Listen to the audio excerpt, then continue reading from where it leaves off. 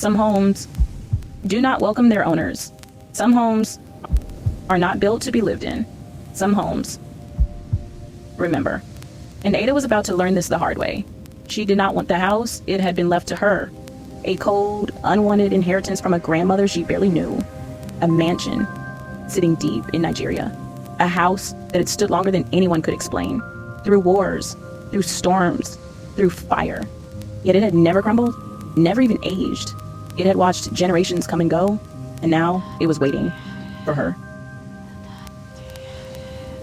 Ada had spent most of her life in America, distancing herself from tradition, from superstition, from the whispers of the past. She had built a life on logic, science, and the modern world.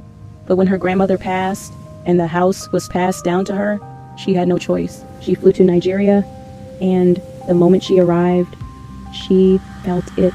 The people in the village did not welcome her. They whispered as she passed they would not meet her eyes. And when she asked for directions to the house, they refused to speak of it. One old woman wrapped in faded fabrics took her hand. Her voice was a whisper, cracked and urgent. "That home is not for you. Do not go inside. Do not stay the night." Ada pulled away, shaking her head. Superstition, that's all it was. She ignored the warnings, and she went.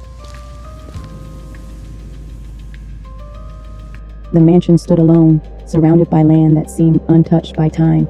Tall trees arched over the roof, their branches twisted like grasping fingers. The house itself was too perfect. It should have been broken down, decayed, but it wasn't. The wood was smooth, unmarked by age. The windows, too dark, too deep, like open mouths waiting to swallow light. And when Ada stepped forward, the house exhaled. Not the wind, not the trees. The house. A slow, hollow breath, welcoming her, or testing her. She stepped inside, and the air changed. At first, everything seemed normal, but as the night crept in, so did the whispers. Soft at first, like a distant memory, then clearer. "You do not belong here?" The walls groaned, the air thickened, and then the footsteps began. Not in the hallway, not in the rooms, inside the walls. Ada pressed her ear to the wood, and she heard them. Voices, crying, pleading.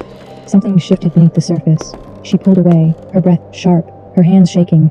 Then she saw them. The walls were moving. A face pushed through the grain of the wood, its eyes wide, its mouth screaming. Ada stumbled back, heart hammering. She turned toward the door, but it was gone. She ran through the halls, but the halls stretched. The doors moved. Windows revealed only blackness. She was trapped, and the house was awake. It had been waiting. It had been watching generations of her family. It remembered, and now it spoke.